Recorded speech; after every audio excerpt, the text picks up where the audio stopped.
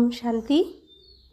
আজ 26শে মার্চ 2025-এর প্রাতমূল্যী ওম শান্তি বাপ দাদা মধুবন। আজকে আমরা বাবার মধুর মহাবাক্য শুনছি। বাপ দাদা বলছেন, মিঠে মিঠে বাচ্চে, তোমরা বাবার হাত ধরেছ। তোমরা গৃহস্থে থেকেও বাবাকে স্মরণ করতে করতে তমপ্রধান থেকে শতপ্রধান হয়ে যাবে। আজকের মূল্যের প্রশ্ন, বাচ্চারা তোমাদের মনে কোন আনন্দ উল্লাস থাকা উচিত? রাজ সিংহাসনে বিরাজিত হওয়ার বিধি কি? উত্তর, সর্বদা যেন এই উল্লাস থাকে যে জ্ঞান সাগর বাবা আমাদের প্রতিদিন জ্ঞান রত্নের থালা ভরে ভরে দেন। যতক্ষণ যোগে থাকবে বুদ্ধি ততই কাঞ্চনে পরিণত হবে। এই অবিনাশী জ্ঞান রত্ন সঙ্গেই যায়। সিংহাসনে বিরাজিত হওয়ার জন্য মাতা পিতাকে পুরোপুরি ফলো করো, তার শ্রীমত অনুযায়ী চলো, অন্যদেরও নিজের মতন বানাও। তো আমরা এখন কাকে পেয়েছি? স্বয়ং ভগবানকে পেয়েছি। তো ভগবানের শরীর নেই, তিনি জন্ম মৃত্যু রহিত। তো তিনি এই পৃথিবীতে আমাদেরকে পড়াতে এসেছেন। কিভাবে তিনি পড়াবেন? তার তো শরীর নেই, পড়ানোর জন্য তো মুখ চাই। আমি আত্মাই মুখের দ্বারা বলছি, তো কানের দ্বারা শুনছি, চোখের দ্বারা দেখছি। তাহলে ভগবান এই পৃথিবীতে পড়াতে এসেছেন, তারও তো মুখের দরকার। তো তিনি কার মুখের দ্বারা পড়াবেন? মুখের ভাষা ছাড়া আমরা বুঝবো না। তাই তিনি তার শ্রেষ্ঠ রচনা শ্রীকৃষ্ণের এই সময় যে শরীরটা আছে, অন্তিম সময়ে, এই কলিযুগের অন্তিমে, সেই শরীরের দ্বারা আমাদেরকে তার এই জ্ঞানের রত্নের ভাণ্ডার দিচ্ছেন, শোনাচ্ছেন, আমাদেরকে পড়াচ্ছেন। শ্রীকৃষ্ণের অন্তিম জন্মের অন্তিম শরীর, ভগবান প্রথমে সেই শরীরকে খুঁজেছেন। সেই শরীরকে খুঁজে সেই শরীরের নাম দিয়েছেন কি? ব্রহ্মা। তো শ্রীকৃষ্ণ নিজেও সাধারণ হয়ে গেছিলেন, যাকে বলছে শ্যাম বর্ণ। সেই শ্যাম বর্ণের থেকে আবার তিনি শ্রীকৃষ্ণ হবেন, গৌরবর্ণ হবেন। আর সেই গৌরবর্ণ বানানোর জন্য ভগবান এসেছেন। ভগবান যে আমাদের এই জ্ঞানরত্ন দিচ্ছেন, যা এখন আমরা শুনছি পাচ্ছি, এটাই সাথে যাবে। কারণ আত্মা যা শিখবে আত্মাই যাবে, শরীর তো যাবে না। তো এই সংস্কার আমাদের সাথে যাবে। আর এই অবিনাশী জ্ঞানরত্নের দ্বারা আমরা কোথায় বসতে পারবো? যে যত জমাবে সেই অনুযায়ী আমরা পথ পাব। তাই বাবা বলছেন যে সিংহাসনে বিরাজিত হওয়ার জন্য মাতা পিতাকে পুরোপুরি ফলো করো। তো পিতা হলেন শিব বাবা, আর ব্রহ্মা হয়ে গেলেন কে? মা। তো মাতা পিতাকে পুরোপুরি ফলো করো। তো নারায়ণের মোহিনী রূপ কোনটা? এই ব্রহ্মার মা রূপটাই হচ্ছে নারায়ণের মোহিনী রূপ, যে রূপের দ্বারা দেবতাদের এই জ্ঞানের অমৃত পান করাচ্ছেন। শুধু দেবতারাই এই অমৃত পান করতে পারবে, আর কেউ এই অমৃত পান করতে পারবে না। তো মাতা পিতাকে পুরোপুরি ফলো করতে বলছে, আর অন্যদেরকেও নিজের মতন বানাতে বলছেন বাবা। ওম শান্তি। আত্মারূপী বাচ্চারা এই সময় কোথায় বসে আছে? বলা হবে যে আত্মিক পিতার ইউনিভার্সিটি অথবা পাঠশালায় বসে আছে। আমরা এখন কোথায় বসে আছি? ইউনিভার্সিটিতে বসে আছি, যেখানে স্বয়ং ভগবান পড়ান। তাহলে দেখুন, আপনি বিশ্ববিদ্যালয়ে পড়াশোনা করতে এসেছেন, আর যে বিশ্ববিদ্যালয়ে কোটির মধ্যে কতিপয় কেউ চান্স পায়, আর এই বিশ্ববিদ্যালয় খোলে 5000 বছর পর পর একবার। বুদ্ধিতে আছে যে আমরা আত্মিক পিতার সামনে বসে আছি। তিনি আমাদের পিতা, আমাদের সৃষ্টির আদি মধ্য অন্তের রহস্য বোঝান, অথবা ভারতের উত্থান ও পতন কিভাবে হয় তাও বলে দেন। ভারত যে পবিত্র ছিল এখন পতিত হয়েছে।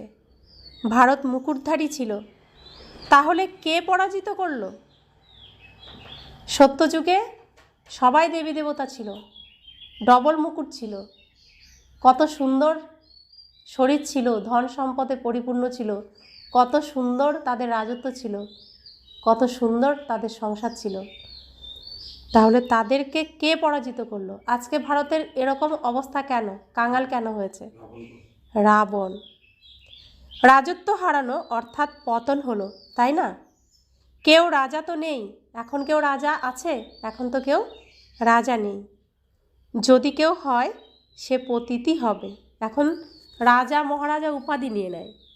তো যদি কেউ মহারাজা বা রাজা উপাধি নেয়, কিন্তু সে তো পতিতই। এই ভারতে সূর্যবংশী মহারাজা মহারানী ছিল, সূর্যবংশী মহারাজা ও চন্দ্রবংশী রাজারা ছিল। এইসব কথা এখন তোমাদের বুদ্ধিতে আছে। দুনিয়ায় এই কথা কেউ জানে না। তোমরা বাচ্চারা জানো, আমাদের আত্মিক পিতা আমাদের পড়াচ্ছেন। আমরা আত্মিক পিতার হাত ধরেছি। যদিও আমরা গৃহস্থে বাস করি, কিন্তু বুদ্ধিতে রয়েছে এখন আমরা সঙ্গম যুগে দাঁড়িয়ে আছি। তো স্বয়ং ভগবান এই পৃথিবীতে এসেছেন। ব্রহ্মা বাবাকে প্রথমে শ্রীকৃষ্ণের অন্তিম জন্মের এই অন্তিম শরীরকে প্রথমে কি করেছেন? স্ত্রী বানিয়েছেন, সংসার রচনা করেছেন। তারপর আমরা বাচ্চাদের এখানে জন্ম হয়েছে। তো আমরা এখন নতুন সংসারে, যেখানে স্বয়ং শ্রীকৃষ্ণ আছেন, স্বয়ং শিব বাবা আছেন, সেই ঈশ্বরীয় সংসারে আমাদের এখন নতুন জন্ম হয়েছে। আমরা ঈশ্বরীয় কুলের সন্তান হয়েছি। তাই আমরা গৃহস্থে যদিও থাকি, কিন্তু বুদ্ধিতে রয়েছে আমরা এখন কোথায় আছি? সঙ্গম যুগে আছি। আমরা কলিযুগেও নেই, সত্যযুগেও নেই। আমরা এখন সাজ ঘরে আছি, যেখানে কলিযুগের সমস্ত মেকআপ, সমস্ত অলংকার সব এখানে খোলা হচ্ছে। আর সত্যযুগের রূপ, সত্যযুগের সাজ আমরা এখন সাজছি। পতিত দুনিয়া থেকে আমরা পবিত্র দুনিয়ায় যাই। এখন এই সৃষ্টির ভোরবেলা, যেখানে কলিযুগ রূপী অন্ধকার শেষ হচ্ছে, সত্যযুগ রূপী দিন শুরু হচ্ছে, তার মাঝখানে উষাকালে রয়েছি। আর এই উষাকালে সবাই কি করে? সব পরিষ্কার করে। তা আমি আত্মাও এখন পরিষ্কার হচ্ছি। স্বয়ং ভগবান আমার পিতা আমাকে পরিষ্কার করছেন। বাবা বলছেন, কলিযুগ হলো পতিত যুগ, সত্যযুগ হলো পবিত্র যুগ। পতিত মানুষ পবিত্র মানুষের কাছে সামনে দাঁড়িয়ে প্রণাম করে। যদিও দেবতারাও ভারতের মানুষ, কিন্তু তারা দিব্য গুণধারী। এখন তোমরা বাচ্চারা জানো, আমরাও পিতার দ্বারা এমন দিব্য গুণ ধারণ করছি, যা কখনো আমরা ভাবতে পারিনি যে শ্রীকৃষ্ণ সমান হওয়া সম্ভব, শ্রীকৃষ্ণপুরীতে যাওয়া সম্ভব। রাস্তাও জানতাম না, শুধু যেটুকু জানতাম সেটুকুই করতাম। ভগবান আমাকে খুঁজে এনেছেন, তিনি আমাকে স্মরণ করেছেন, তিনি নিজে আমাকে শিক্ষা দিচ্ছেন যাতে আমি শ্রীকৃষ্ণপুরীতে যেতে পারি। তিনি আমাদেরকে দিব্য চক্ষু দিয়েছেন, দিব্য গুণ ভরে দিচ্ছেন যাতে দিব্য লোকে যেতে পারি। তো কত সৌভাগ্য আমাদের যে ভগবান নিজে আমাকে সিলেক্ট করে, পছন্দ করে নিয়ে এসেছেন। এখন তোমরা বাচ্চারা জানো যে সত্যযুগে এমন পুরুষার্থ করব না। এই পুরুষার্থ শুধুমাত্র এই সঙ্গম যুগেই হয়, আর কোনো যুগেই হয় না। এই সঙ্গম যুগেই স্বয়ং ভগবান আসেন শ্রীকৃষ্ণের মুখের দ্বারা। তিনি আমাদের জ্ঞান দেন, যাকে বলা হয় সত্য গীতা জ্ঞান, শ্রীকৃষ্ণের মুখের দ্বারা উচ্চারিত, কিন্তু ভগবানুবাচ। তো বাবা বলছেন, সত্যযুগে এমন পুরুষার্থ করব না, সেখানে তো থাকে প্রালব্ধ। এখানে পুরুষার্থ করে দিব্যগুণ ধারণ করতে হয়। তো যা কিছু করার এখানেই করতে হবে, এখন নয় তো কখনোই নয়। এখন যা আমরা পুরুষার্থ করব, সেই অনুযায়ী আমরা এই স্টেজে আসতে পারবো। সর্বদা নিজেকে পরীক্ষা করতে হবে, আমরা বাবাকে কতক্ষণ স্মরণ করে তমপ্রধান থেকে শতপ্রধান হচ্ছি। বাবাকে যত স্মরণ করবে ততই শতপ্রধান হবে। বাবা হলেন সর্বদা শতপ্রধান। তিনিই একমাত্র সদা পবিত্র, তার একটাই রূপ। তিনি সবসময় আত্মারূপে থাকেন, শুদ্ধ পবিত্র রূপেই থাকেন, তাই তিনি সদা শতপ্রধান। এখনও দুনিয়াটি পতিত দুনিয়া, পতিত ভারতেই আছে। পবিত্র দুনিয়ায় পবিত্র ভারত ছিল। তোমাদের কাছে প্রদর্শনী ইত্যাদিতে বিভিন্ন প্রকারের মানুষ আসে। কেউ বলে যেমন ভোজন জরুরি তেমনই বিকারও হলো ভোজন, বিকার ছাড়া বাঁচব না। এবারে এমন কথা তো নয়, সন্ন্যাসীরা পবিত্র থাকে তো তারা মরে যায় নাকি?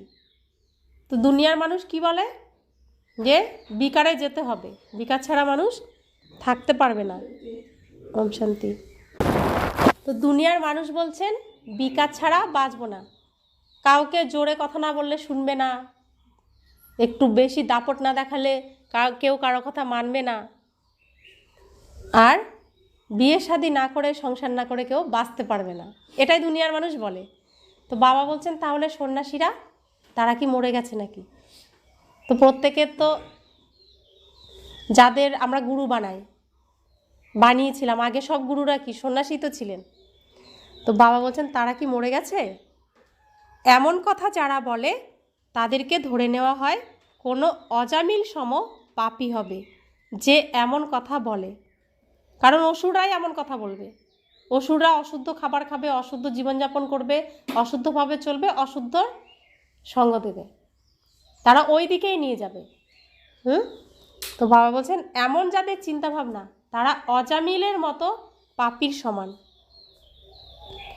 তাদের বলা উচিত তোমরা বিকার ছাড়া মরে যাবে নাকি যে ভোজনের সঙ্গে বিকারের তুলনা করছো? স্বর্গে যারা আসবে তারা হবে শতপ্রধান, পরে আসে শত রজ তম, তাই না? তো সত্যযুগে সেই জন্য যাবে কতজন? মাত্র 9 লাখ যাবে। এই 9 লাখই যখনই শুনবে ভগবান এসেছেন, আমাকে শুদ্ধ পবিত্র হতে হবে, পবিত্র খণ্ডে যেতে হবে, সত্য খণ্ডে যেতে হবে, তৎক্ষণাৎ সে খুব তাড়াতাড়ি এই পথটা ধরবে। যারা গেছিল, যারা ছিল তারা জানবে, আর যারা চেনেই না, যায়নি, তারা এই পথ কখনো ধরতেও পারবে না। তো এখানে আবার প্রমাণ হবে কারা কোন কুলের। তো বাবা বলছেন যারা পরে আসে সেই আত্মারা তো নির্বিকারী দুনিয়া দেখেনি, তো সেই আত্মারা এমন কথা বলবে আমরা থাকতে পারবো না। যারা সূর্যবংশী হবে তড়িৎ বেগে তাদের বুদ্ধিতে আসবে কথাটি তো সত্য। যথাযথভাবে স্বর্গে বিকারের নাম চিহ্ন ছিল না। বিভিন্ন রকমের মানুষ বিভিন্ন রকমের কথা বলে, তোমরা বুঝতে পারো কে কে ফুলে পরিণত হবে। কেউ তো কাঁটাই থেকে যায়। স্বর্গের নাম হলো ফুলের বাগান। আমরা কোথায় ছিলাম এতদিন? কলিযুগ রূপী শূদ্র বংশে ছিলাম, কাঁটার জঙ্গলে ছিলাম। আমার মধ্যেও কাঁটা ছিল, আমিও খোঁচা দিতাম, রক্তাক্ত করতাম। বাবা আমাকে ওই কাঁটার জঙ্গল থেকে তুলে এনে এখানে কলম লাগিয়েছে, লাগিয়ে সমস্ত কাঁটাকে কি করছে? পরিষ্কার করে আমাকে ফুলে পরিণত করছে। তো এখন আমি আত্মার থেকে কি বেরোবে? ফুলের সুবাস যেন বেরোয়, আর প্রত্যেকে আমার প্রতি আকর্ষিত যেন হয়। বাবা তো সেরকমই বানাচ্ছেন আমাদেরকে। কাঁটার জঙ্গল থেকে এখন ফুলের বাগানে আমরা এসেছি, এতটাই আমাদের সৌভাগ্য। তো বাবা বলছেন এই হলো কাঁটার জঙ্গল। কাঁটাও তো অনেক রকমের হয়, তাই না? এখন তোমরা জানো আমরা ফুলে পরিণত হচ্ছি। সঠিকভাবে এই লক্ষ্মীনারায়ণ হলেন সদাকালের গোলাপ ফুল। তাদের বলা হবে ফুলের রাজা, কিং অফ ফ্লাওয়ার্স। দিব্য ফুলের রাজ্য হয়, তাই না? তারাও নিশ্চয়ই পুরুষার্থ করে থাকবে, পড়াশোনা করেই হবে, তাই না? তো লক্ষ্মীনারায়ণ তো এখন নেই, শ্রীকৃষ্ণও এখন নেই, তো শ্রীকৃষ্ণের রাজ্য কিভাবে আসবে তাহলে? নিশ্চয়ই এই পড়াশোনার দ্বারা তৈরি হয়ে উপযুক্ত হয়ে এই শ্রেষ্ঠ ফার্স্ট নাম্বারের পদ তারা প্রাপ্ত করবে। তোমরা জানো এখন আমরা হলাম ঈশ্বরীয় পরিবারের। প্রথমে তো ঈশ্বরকে জানতাম না, বাবা এসে এই পরিবার গঠন করেছেন। বাবা সর্বপ্রথম স্ত্রীকে অ্যাডপ্ট করেন, তারপরে তার দ্বারা সন্তান রচনা করেন। তাহলে স্ত্রী কে হলো? শিব বাবার স্ত্রী ব্রহ্মা বাবা হয়ে গেল, অর্থাৎ নারায়ণের মোহিনী রূপ। এটাই হচ্ছে মোহিনী রূপ, এই রূপটা। তো তাকে অ্যাডপ্ট করেন, তার দ্বারা প্রথম সংসার রচনা করেন, তারপরে আমরা সন্তানদের তিনি রচনা করেন। বাবা এনাকেও, ব্রহ্মা বাবাকে অ্যাডপ্ট করেছেন, তারপর এনার দ্বারা সন্তানদের রচনা করেছেন। এরা সবাই হলো ব্রহ্মা কুমার, ব্রহ্মা কুমারী, তাই না? তা আমরা কারা? প্রত্যেকে ব্রহ্মা কুমার, ব্রহ্মা কুমারী। আমাদের কর্তব্য কি? কুকে মারতে হবে। কু, আমার ভিতরে যত কু আছে, খারাপ আছে, সেটাকে মারতে হবে, মেরে পরিষ্কার করতে হবে। কুকে যে মারে সে হলো ব্রহ্মার কুমার, ব্রহ্মার কুমারী। এই সম্পর্ক প্রবৃত্তি মার্গের, গৃহস্থ আশ্রম হয়ে যায়। তো ভগবান যে আমাদের জ্ঞান শোনান, কাদের জন্য শোনান? গৃহস্থীদের জন্য শোনান। গৃহস্থের থেকেও আমাদের এই গৃহস্থকে আমরা লক্ষ্মীনারায়ণের সংসার কিভাবে বানাবো, এখানেই আমাদের বানিয়ে দেখাতে হবে। তবে আমরা লক্ষ্মীনারায়ণের রাজ্যে গিয়ে অভিনয় করার চান্স পাবো। যদি এখানে আমরা ফেল করি, তো ওখানে যাওয়ার চান্স আমরা পাবো না। তাই শুদ্ধ পবিত্র সংসার, লক্ষ্মীনারায়ণের মতো সংসার, সুখ শান্তির সংসার, যেখানে কোনো দুঃখ নেই, অশান্তি নেই, ঝগড়া নেই, লড়াই নেই, এমন সংসার আমাদের এখানে করে দেখাতে হবে। তো ভগবান আমাদের সেই শিক্ষা দিচ্ছেন। নর হবে কি নারায়ণ, নারী হবে লক্ষ্মী। এমন আচরণ আমাদেরকে এখন শিখতে হবে। আগে যা করেছি, সেটা আমরা কিছু করতে পারবো না, কিন্তু আজকের থেকে আমরা যা করব সেটা আমার নিজের হাতে। আমি আজ থেকে লক্ষ্মী হওয়ারই চেষ্টা করব, আর শূর্পণখা পুতনা থাকবো না। আমার আচার আচরণ, পোশাক, সমস্ত কিছু, ওঠা বসা, ভাবনা, বলা, খাওয়া দাওয়া, সব কিছু যেন লক্ষ্মীর মতো হয় আর নারায়ণের মতো হয়। তবে আমাদের আশ্রম কি হবে? গৃহস্থের যে সংসার, সেটা কি হবে? গৃহস্থ আশ্রম হয়ে যাবে। আর লক্ষ্মীনারায়ণের গৃহস্থ সংসার, যাকে বলা হতো আশ্রম, তো সেই আশ্রম আমরা এখানেই করে দেখাবো, গড়ে তুলব। সন্ন্যাসীদের হলো নিবৃত্তি মার্গ, তাতে কেউ মামা বাবা বলে না। সন্ন্যাসীদের কেউ মা বাবা বলে না, গুরুই বলে। কিন্তু সংসারে আমরা যারা রয়েছি, পিতামাতা কি হয়ে গেল? গুরু তো। প্রথম গুরু কে হয়? পিতামাতা তো। গুরু ছাড়া কেউ উদ্ধার হবে না, গুরু তো লাগবেই। কিন্তু সন্ন্যাসীরা কি সংসারের জ্ঞান দেবে আমাদেরকে? সংসারের কি রাস্তা দেখাবে? যারা সংসারী তারাই তো সংসারের রাস্তা দেখাতে পারবে, তাই না? সেজন্য ভগবান এসে এখানে সংসার রচনা করেন প্রথমে, তারপরে আমরা গৃহস্থীদেরকে এখানে আনে লক্ষ্মীনারায়ণের সংসার কিভাবে রচনা করা যায় সেই শিক্ষা আমাদেরকে দেন। আর এই ভগবানের এই জ্ঞানই হলো, গীতা জ্ঞানই হলো সংসারীদের জন্য, গৃহস্থীদের জন্য। এখানে তোমরা মামা বাবা বলো, অন্য সব সৎসঙ্গগুলি হলো নিবৃত্তি মার্গের। এই একমাত্র বাবাই আছেন যাকে মাতা পিতা বলে সম্বোধন করা হয়। তা আমরা কি বলি? তুমি মাতা, পিতা তুমি, তুমি বন্ধু, সখা তুমি। বলি, এর অর্থ কি বুঝি? না বুঝেই বলি, শুনে শুনে। তো তিনি আমাদের সব কিছু। তো বাবা বলছেন, বাবা বসে বোঝান, ভারতে পবিত্র প্রবৃত্তি মার্গ ছিল, এখন অপবিত্র হয়েছে। আমি পুনরায় সেই প্রবৃত্তি মার্গে স্থাপনা করি। তোমরা জানো আমাদের ধর্ম হলো খুব সুখ প্রদানকারী, তাই আমরা পুরানো ধর্মের মানুষদের সঙ্গ কেন করব? আমরা কোন ধর্মে যাচ্ছি এখন? কোন ধর্মে যাচ্ছি? আমরা কোন ধর্মের মধ্যে যাচ্ছি? সনাতন ধর্মে। এতদিন কোন ধর্মে ছিলাম? হিন্দু ধর্মে ছিলাম, সনাতন ছিলাম না। দেবী দেবতার এক কণাও ছিল না আমাদের মধ্যে। এখন আমরা সনাতন ধর্মকে আবার গ্রহণ করছি, আমরা এখন দেবী দেবতা হয়ে উঠছি। তাহলে পুরানো ওই ধর্ম, পুরানো ওই সঙ্গ, পুরানো ওই মানুষদের সঙ্গে কেন করব? সম্পর্ক কেন করব? তা আমরা দেবতাদের সঙ্গে সম্পর্ক করব। যদি সনাতন ধর্মে আমি যেতে চাই, তো যদি কৃষ্ণপুরীতে যেতে চাই, তো সনাতন ধর্মকে আমার গ্রহণ করতে হবে। সনাতন ধর্মের সমস্ত নিয়ম আচার আচরণকে আমার মানতে হবে। তোমরা স্বর্গে কত সুখী থাকো, হীরা জহরতের মহল থাকে। এখানে যদিও আমেরিকা, রাশিয়া ইত্যাদি হলো বিত্তশালী, কিন্তু স্বর্গের মতন সুখ থাকতে পারে না। তা আমাদের সনাতন ধর্মের সমস্ত ধন সম্পত্তি কে নিয়ে নিয়েছে?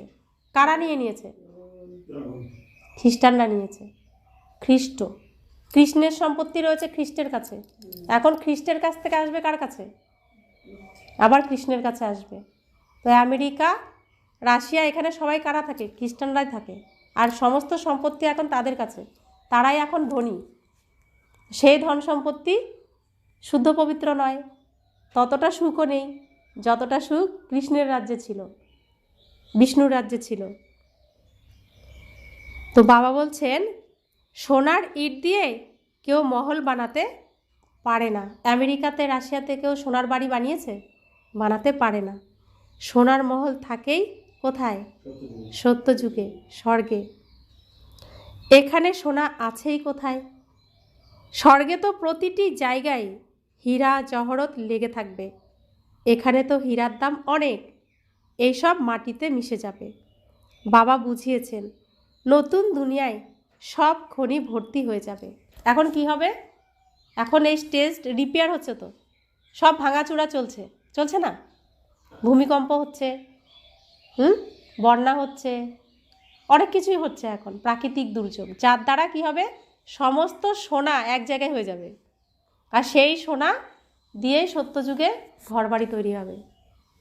সব কিছু এখন এই স্টেজটা রিপেয়ার হবে। তাই এইসব শুনে ভয় পাওয়ার কোনো দরকার নেই, সবটাই ভালোর জন্য হচ্ছে। এই পুরানো স্টেজ যদি রিপেয়ার না হয়, তাহলে সত্যযুগের স্টেজ তো তৈরি হবে না, যেখানে শ্রীকৃষ্ণ আসবে, রাধা আসবে, অষ্টসখীরা আসবে, 108 রাজা মহারাজারা আসবে, 16,108 রাজা রানীরা আসবে। সেই জন্য ভগবান এই স্টেজটাকে কী করতে এসেছেন? সুন্দর করে আবার নতুন করে সাজাতে এসেছেন। সেজন্য বাবা আমাদেরকে সব জ্ঞান দিচ্ছেন। বাবা বলছেন, এখন সব খালি হতে থাকবে। এখন সব কিছু, পুরো স্টেজ এখন পুরো খালি হবে, কিচ্ছু থাকবে না, এখানে কোনো কিছুই থাকবে না। দেখানো হয় সাগর হিরে জহরতের থালা প্রদান করেছে। স্বর্গে তো হিরে জহরত তোমরা অঢেল প্রাপ্ত করবে, সাগরকেও দেবতা ভাবে। তোমরা বুঝেছ, বাবা তো হলেন জ্ঞানের সাগর। সর্বদা যেন এই উল্লাস থাকে যে জ্ঞান সাগর পিতা আমাদের প্রতিদিন জ্ঞানরত্নের জহরতের থালা ভরে দেন। এই যে দিচ্ছেন না, প্রত্যেক দিন কে দেন? এই সাগর দেন। প্রত্যেক দিন থালা ভরে ভরে আমাদেরকে জ্ঞানরত্ন দেন। তোমার যতটুকু ক্ষমতা আছে তুমি ভরে নাও, পারলে সবটুকুই ভরে নিয়ে রেখে দাও। যদিও ওই হলো জলের সাগর। বাচ্চারা, বাবা তোমাদের জ্ঞানরত্ন দেন, যা তোমরা বুদ্ধিতে ভরে রাখো। যত যোগে থাকবে বুদ্ধি ততই কাঞ্চন হতে থাকবে। এই অবিনাশী জ্ঞানরত্নই তোমরা সঙ্গে নিয়ে যাও। বাবা স্মরণ এবং এই জ্ঞানই হলো মুখ্য।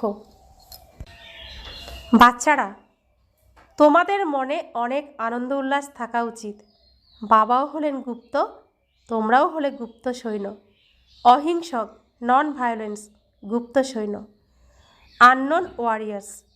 বলা হয় কি না, অমুক হলো খুব বীর যোদ্ধা, কিন্তু নাম চিহ্ন জানা নেই। এমন তো হতে পারে না। গভর্নমেন্টের কাছে এক একজনের নাম চিহ্ন থাকে। আননোন ওয়ারিয়ার্স, নন ভায়োলেন্স, এসব নাম হলো তোমাদের। তো গভর্নমেন্টের সৈন্যদের নাম কি? আর্মি, বিএসএফ, বিভিন্ন রকম থাকে। তো তাদের মধ্যে কে ভালো পদে আছে, কে ভালো যোগ্য সৈন্য, তাদেরও নাম থাকে।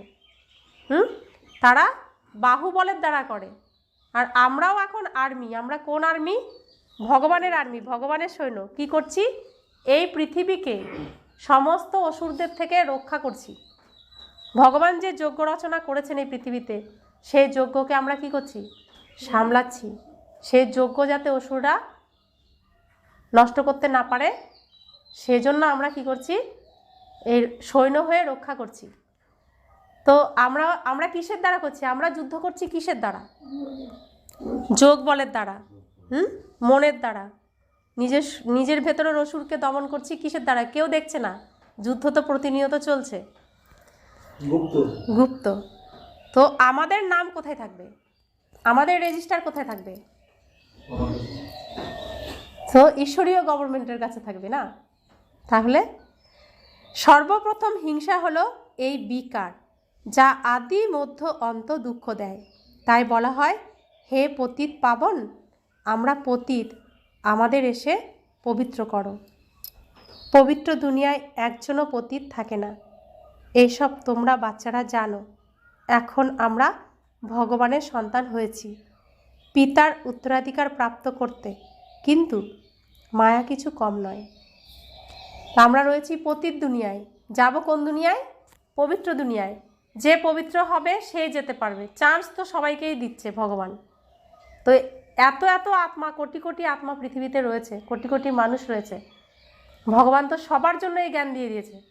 তো যে এই জ্ঞানকে ধারণ করবে, শ্রীকৃষ্ণের প্রত্যেকটি কথাকে অক্ষরে অক্ষরে পালন করবে, আর নিজের মধ্যে শ্রীকৃষ্ণের গুণকে ধারণ করবে, সম্পূর্ণ নির্বিকারী হবে, ষোলকলা সম্পূর্ণ হবে, অহিংসা পরম ধর্মকে মানবে, আর আত্মা পুরুষ সব আত্মাদের থেকে শ্রেষ্ঠ হবে, সেই যাবে শ্রীকৃষ্ণপুরীতে।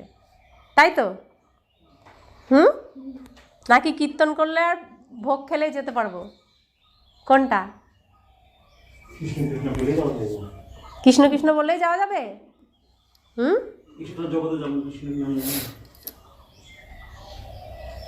তো বাবা বলছেন, এইসব তোমরা বাচ্চারা জানো। এখন আমরা ভগবানের সন্তান হয়েছি পিতার উত্তরাধিকার প্রাপ্ত করতে, কিন্তু মায়া কিছু কম নয়। মায়ার একটি চর এমন লাগে যে একদম নর্দমায় ফেলে দেয়। যে বিকারগ্রস্ত হয় তার বুদ্ধি একদম নষ্ট হয়ে যায়। বাবা কত বোঝান, নিজেদের মধ্যে দেহধারীদের সঙ্গে কখনো প্রীতি রাখবে না। গীতায় প্রথম অধ্যায়ে কি বলেছে? নিজের দেহকে ভোলো, দেহের ধর্মকেও ভোলো, দেহের সঙ্গে সম্বন্ধ সম্পর্ক সব ভোলো। কেন বলেছে এই কথাটা? এই কথাটা কেন বলেছে? কারণ আমি দেহ নই। অর্জুনকে বলছে না যে তুমি তো দেহ নও, তুমি কে? তুমি নিজেকে আত্মা নিশ্চয় করো। এ তো তোমার বস্ত্র, এ তো মরেই রয়েছে, এ তো চৈতন্য নয়, তুমি চৈতন্য। তাহলে মৃতর সাথে মৃত সম্পর্ক তো হতে পারে না। কিন্তু রাবণ করিয়ে রেখেছিল মায়ার দ্বারা। আর এই পোশাকে পোশাকে সম্পর্ক হলে কি হবে? টানাটানি হবে, ছিঁড়বে, নষ্ট হবে না, কষ্ট পাবে। আর আত্মার সাথে আত্মার সম্পর্ক হলে কি হবে? আত্মার মধ্যে যে গুণ সে একে অপরকে দেবে। তো আত্মার মধ্যে কি কি আছে? সুখ, শান্তি, প্রেম, আনন্দ, জ্ঞান, পবিত্রতা, শক্তি। আত্মার সাথে সম্পর্ক করলে এটাই পাওয়া যাবে একে অপরের কাছ থেকে। আর শরীরের সঙ্গে সম্পর্ক করলে কি হবে? রাগ, কাম, ক্রোধ, লোভ, মোহ, অহংকার, অনিদ্রা, হিংসা, নিন্দা, ঈর্ষা, অভাব, অনটন, রোগ, শোক, ঋণ, এসবই পাবে। কারণ আমরা দেহকে জানি, দেহের ধর্মের কথাই সবাইকে বর্ণনা করি। আমার এই হয়েছে, আমার সেই হয়েছে, আমার এটা খারাপ, আমার ওটা খারাপ, সব কিছু দেহের জন্যই বলি। কিন্তু আত্মা যখন আত্মাকে বলবো তখন আর এই কথা বলবো না। আত্মাকে চিনে গেলে তখন কি বলবো? যে আমি পরমাত্মার কাছ থেকে সুখ পাই, শান্তি পাই, তুমিও তাকে স্মরণ করো, তুমিও পাবে, তোমার দেখবে ভালো হবে, এই কথা বেরোবে মুখ থেকে। তো যখন আমি আত্মা তখন আমার ভাবনাই পাল্টে যাচ্ছে, যখন আমি দেহ তখন আমার ভাবনাই পাল্টে যাচ্ছে। এর জন্য অর্জুনকে বলেছে দেহকে ভোলো, দেহের ধর্মকে ভোলো, দেহের সঙ্গে সমস্ত সম্বন্ধ সম্পর্ককে ভোলো, নিজেকে আত্মা নিশ্চয় করো। সব দেহ তো মরেই পড়ে আছে, এই মরাকে তোমার আর মারার কোনো প্রশ্নই নেই, তুমি তো নিমিত্ত মাত্র। তাই তো বলেছে? তাহলে সেটা এখন আমাদের করে দেখাতে হবে। আর শোনার দিন নেই, শোনানোর দিনও নেই, এখন করে দেখানোর দিন। তো বাবা বলছেন তোমাদের প্রীতি ভালোবাসা রাখতে হবে একমাত্র বিচিত্র বাবার সঙ্গে। বাবার চিত্র নেই, আমাদের চিত্র আছে, এটা আমাদের চিত্র। হুম, চিত্রর মধ্যে আমি কে? গুপ্ত। গুপ্ত কে? আত্মা। চিত্রগুপ্ত আলাদা কেউ হয় না। এই চিত্রের মধ্যে আমি গুপ্ত আত্মা। আত্মা কখনো মিথ্যা বলবে না, আত্মা কখনো কোনো ঘটনার ছলনা করবে না, সত্যটাই বলবে। সেজন্য লাস্ট পরীক্ষায় আত্মাই নিজেকে প্রশ্ন করবে, আত্মাই বলবে, আত্মাকে দিয়ে বলাবে যে তুমি কি সত্য যুগে যাওয়ার উপযুক্ত, কৃষ্ণপুরীতে যাওয়ার উপযুক্ত। আত্মা যদি সঠিক সব ধারণ করে ভগবানের কথা, তার যদি মনে হয় হ্যাঁ আমি উপযুক্ত, তবে উত্তর হ্যাঁ আসবে। আর যদি নিজের বিকর্ম, নিজের কর্মের কথা তখন আসবেই স্মরণে, না আমি সত্য যুগে যাওয়ার উপযুক্ত নই, কৃষ্ণপুরীতে যাওয়ার উপযুক্ত নই, উত্তর আসবে না। তো এই চিত্রগুপ্ত আত্মার মধ্যে সমস্ত কর্ম রেকর্ডিং আছে। যা যা আমরা কর্ম করছি, কেউ দেখুক বা না দেখুক, আমরা বলি কেউ তো দেখছে না, আবার কেউ কেউ বলে ওপরওয়ালা তো দেখছে। অর্থাৎ আত্মার মধ্যেই সব রেকর্ডিং হচ্ছে। আত্মাই জবাব দেবে সে বৈকুণ্ঠে যাওয়ার উপযুক্ত কি উপযুক্ত নয়। সেজন্য বাবা বলছেন বিচিত্র বাবার সঙ্গে তোমাদের এখন প্রীতি রাখতে হবে। তাই বিনাশকালে প্রীতবুদ্ধি কি হয়? বিনাশকালে প্রীতবুদ্ধি বিজয়ন্তী, আর বিপরীত বুদ্ধি বিনশন্তী। তাহলে প্রীত কার সাথে রাখতে হবে? আর শ্রীকৃষ্ণর সাথে, ব্রহ্মা বাবার সাথে। শ্রীকৃষ্ণর সাথে আর শিব বাবার সাথে যে প্রীত রাখবে সে বিজয়ী হবে। আর এর বিপরীতে যে যাবে, নিন্দা যে করবে, তার কি হবে? বিনাশ হবে। সে কৃষ্ণপুরীতে যেতে পারবে না, সে হবে কৌরব বংশের। আর যে প্রীত রাখবে সে হবে পাণ্ডব। তো মহাভারতের লড়াই এখন চলছে, আমরা সৈন্য। এখন নিজেকে ঠিক করতে হবে কোন দলে থাকবো। আমি কৌরবের দলে থাকবো না পাণ্ডবের দলে থাকবো। পাণ্ডব আমরা সংখ্যায় কম, তাই এই ঘরে দেখেন সংখ্যায় কম। আর কৌরবদের দলে কত।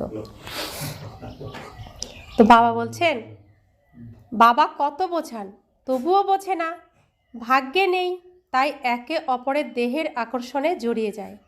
বাবা কত বোঝান, তোমরাও হলে রূপ, আত্মা ও পরমাত্মার রূপ তো একই।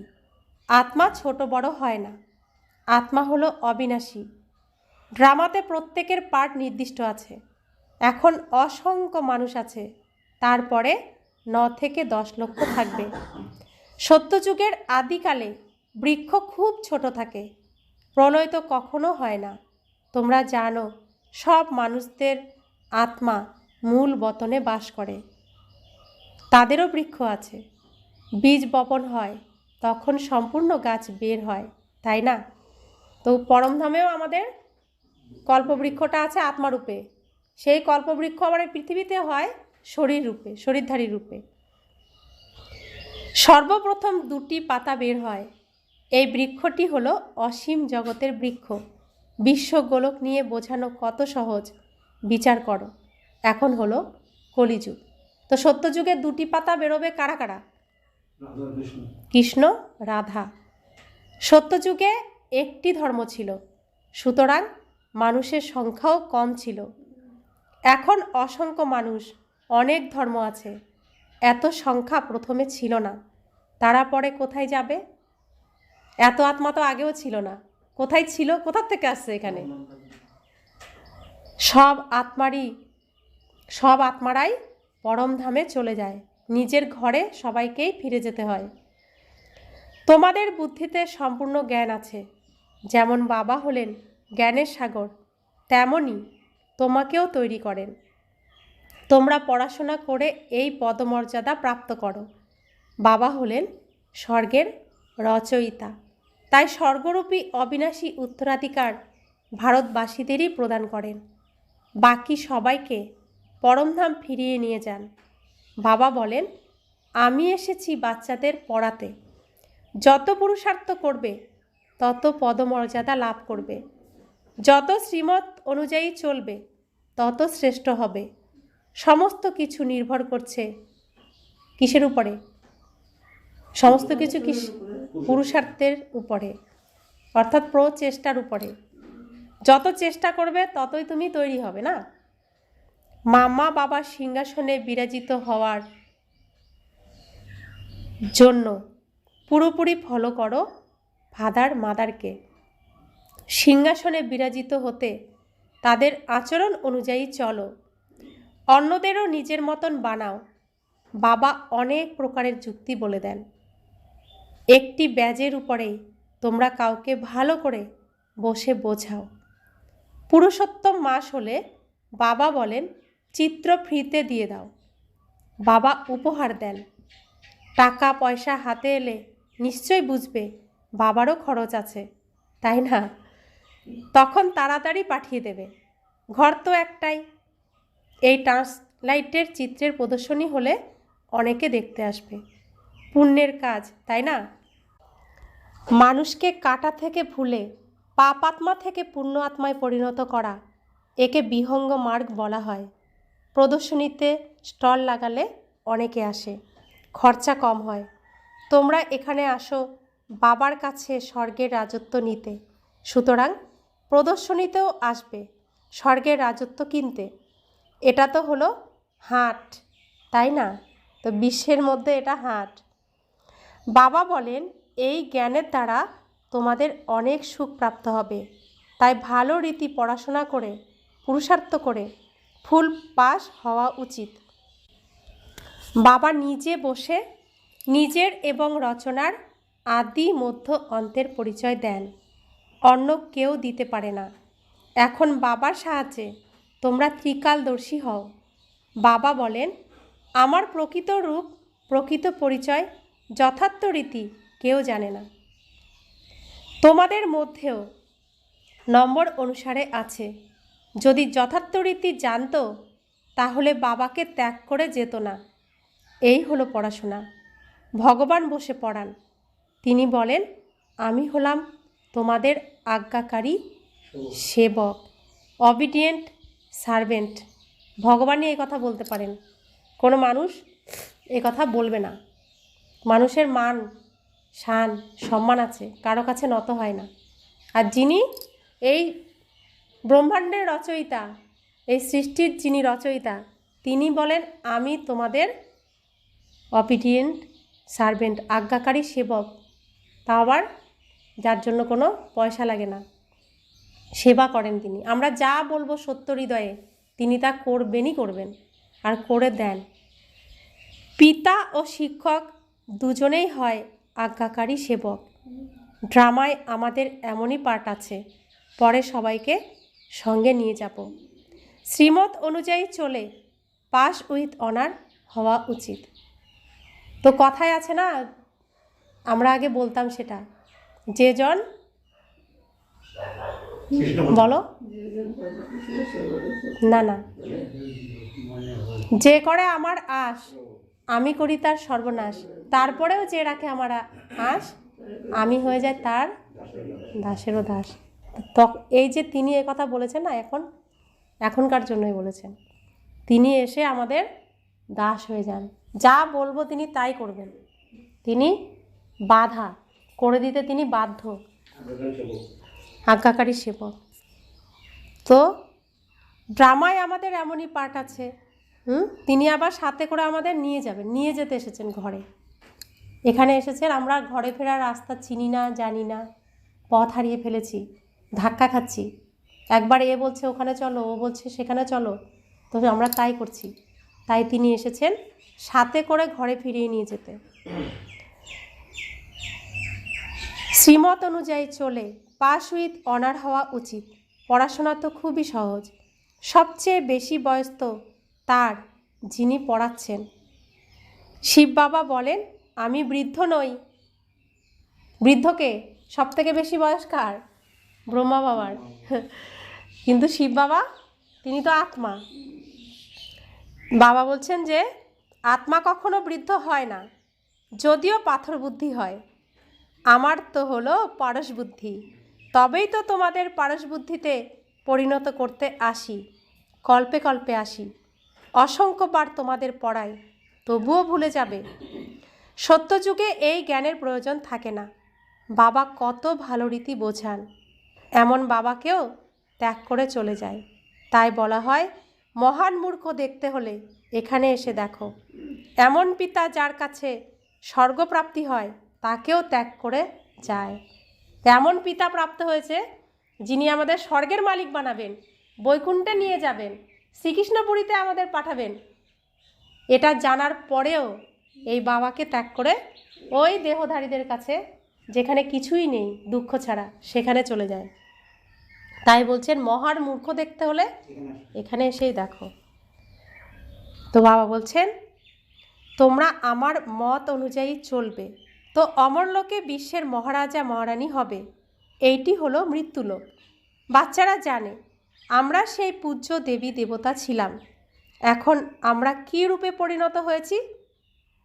কী রূপে পরিণত হয়েছি? পতিত ভিখারি। এখন আবার সেই প্রিন্স হতে চলেছি। সবার একরস পুরুষার্থ হওয়া সম্ভব নয়। কেউ ভেঙে পড়ে, কেউ ট্রেটর হয়ে যায়। এমন ট্রেটরদের সঙ্গে কথা বলা উচিত নয়। জ্ঞানের কথা ছাড়া অন্য কিছু জিজ্ঞাসা করলে বুঝবে শয়তানি। সুসঙ্গ দ্বারা উদ্ধার, কুসঙ্গ পতন। সুসঙ্গে কি হবে? উদ্ধার হবে। আর কুসঙ্গে কি হবে? পতন হবে। যারা জ্ঞানে তীক্ষ্ণ হয়, বাবার হৃদয়ে স্থান পায়, তাদের সঙ্গ করো। তারা তোমাদের জ্ঞানের মিষ্টি মিষ্টি কথা শোনাবে। তাহলে সৎসঙ্গে স্বর্গবাস, আর কুসঙ্গে নরকবাস, অসৎসঙ্গে নরকবাস। সেটাও এখনকারই জন্য। সৎসঙ্গ কোনটা? আমরা অনেক সৎসঙ্গে যাই, সেখানে কেউ বলবে না আমি ভগবান, আমি তোমাদের সমস্ত বিকর্ম বিনাশ করব, তুমি আমার মত অনুযায়ী চলো। এই কথা বলার মতো ক্ষমতা কারণ নেই এক ভগবান ছাড়া। ভগবান দায়িত্ব নিয়ে বলেন আর তিনি করেও দেখান। আচ্ছা, मीठे मीठे सीखी लदे सर्विसेबल साथ आज्ञाकारी बच्चों प्रति माता पिता बाप दादा का याद प्यार और गुड मॉर्निंग। रूहानी बाप की रूहानी सर्विसेबल बच्चे को माता पिता बाप दादा को याद प्यार, गुड मॉर्निंग और नमस्ते नमस्ते नमस्ते। शुक्रिया बाबा, शुक्रिया बाबा, शुक्रिया। तो मधुबन থেকে তো ফিরে আসা হলো, এখন সার্ভিস করতে হবে। বাবা সেই বাচ্চাদের নমস্কার জানাচ্ছেন যারা সেবা করবে, সার্ভিস করবে। যারা সাধারণ ঘরে বসে থাকবে তাদের নমস্কার জানাচ্ছেন না। ধারণার জন্য মুখ্য সার। যিনি হলেন দেহহীন, বিচিত্র, সেই পিতার সঙ্গে ভালোবাসা রাখতে হবে। কোনো দেহধারীর নাম রূপে বুদ্ধি জড়াবে না, যাতে মায়ার চড় না লাগে। সেরূপ সাবধানে থাকতে হবে। তাহলে বাবা যে বারবার বলছেন কোনো দেহধারীর নাম রূপে বুদ্ধি জড়াবে না, যাতে মায়ার চড় না লাগে। তাহলে কি করতে হবে? সংসারে কারোর সাথে কথা বলবো না, বাড়ি ঘরে গিয়ে কি করতে হবে? তাহলে বাবা বলছেন তুমি জ্ঞান প্রাপ্ত করেছো, তুমি কে? আত্মা। সেও আত্মা, কিন্তু সে এখন রাবণের কারাগারে বন্দি। তুমি ছুটে এসেছো, তুমি এখন কারাগারে নেই। তুমি মুক্ত হয়েছো এবং তোমাকে এখন মুক্ত করতে হবে। তাদেরকে আরও বেশি ভালোবাসতে হবে, তাদেরকে আরও স্নেহ দিতে হবে, তাদের প্রতি খুব ভালো ব্যবহার করতে হবে, তাদেরকে ওখান থেকে উদ্ধার করে আনতে হবে। কিন্তু দেহের প্রতি আকৃষ্ট হবে না, আত্মার সঙ্গে আত্মার সম্পর্ক রাখবে। মনে সবসময় যেন থাকে ওদেরকে আমি রাবণের এই জেলখানার থেকে, এই দুঃখ কষ্টের থেকে ছাড়াবো, তাদেরকেও প্রকৃত সত্য সুখ শান্তি আমি প্রাপ্ত করাবো, আর সত্য রাস্তা আমি তাদেরকে চেনাবো। তারা তো অন্ধ, অজ্ঞান হয়ে রয়েছে, তাদের জ্ঞান ফেরাবো। দ্বিতীয় ধারণা, জ্ঞানের কথা ছাড়া কেউ অন্য কিছু যদি শোনায় তার সঙ্গ ত্যাগ করতে হবে। ফুল পাস করার জন্য পুরুষার্থ করতে হবে, কাঁটাদের ফুলে পরিণত করার সেবা করতে হবে। বরদান, এক বাবা, দ্বিতীয় কেউ নেই। এই স্মৃতিতে থেকে বন্ধনমুক্ত যোগযুক্ত ভব। এক বাবা, দ্বিতীয় কেউ নেই। এই স্মৃতিতে থেকে বন্ধনমুক্ত যোগযুক্ত ভব। তাহলে উদ্ধারকারী কে? এক বাবা। কার সাথে যেতে হবে? কে ঘরে নিয়ে যেতে এসেছেন? বাবা। তাহলে তার সঙ্গেই থাকতে হবে, তার সঙ্গে যোগাযোগ রাখতে হবে। এখন হলো ঘরে ফেরার সময়, এই জন্য বন্ধনমুক্ত আর যোগযুক্ত হও। বন্ধনমুক্ত অর্থাৎ লুজ ড্রেস, টাইট নয়। অর্ডার পাওয়ার সাথে সাথেই সেকেন্ডে চলে যেতে পারবে। এরকম বন্ধনমুক্ত যোগযুক্ত স্থিতির বরদান প্রাপ্ত করার জন্য সদা এই বরদান স্মৃতিতে যেন থাকে যে এক বাবা, দ্বিতীয় কেউ নেই। কেননা ঘর যাওয়ার জন্য বা সত্যযুগী রাজ্যে আসার জন্য এই পুরানো শরীরকে ত্যাগ করতে হবে। তো চেক করো, এরকম এভার রেডি হয়েছ নাকি এখনো পর্যন্ত কিছু রশি বাঁধা আছে। এই পুরানো বস্ত্র টাইট তো নেই। তো বাবা বলছেন তোমার দেহ তোমার বস্ত্র, আর এর সাথে অলংকার কি কি আছে, কি কি অলংকার পরে আছি? স্বামী অলংকার, মাতা পিতা অলংকার, সন্তান অলংকার। তো এগুলো দিয়ে আমরা টাইট হয়ে ভারী হয়ে রয়েছি। আলগা করো, আলগা করো, এসব এসব গয়নাগাটি খোলো, ড্রেসকে ঢিলাঢালা করো। যখন বলবে চলো, ড্রেস ছাড়ো আর চলো। তো আলগা করো, একদম ঢিলাঢালা বস্ত্র পরে থাকো। স্লোগান, ব্যর্থ সংকল্পরূপী এক্সট্রা ভোজন করো না, তাহলে মোটা হওয়া থেকে বেঁচে যাবে। ব্যর্থ সংকল্পরূপী এক্সট্রা ভোজন করো না। ব্যর্থ সংকল্প কোনগুলো? ব্যর্থ সংকল্প হলো আমার কি সর্বনাশ হলো, আমার লাভ হচ্ছে না, আমার এখানে লোকসান হলো, আমার এই হলো, আমার সেই হলো।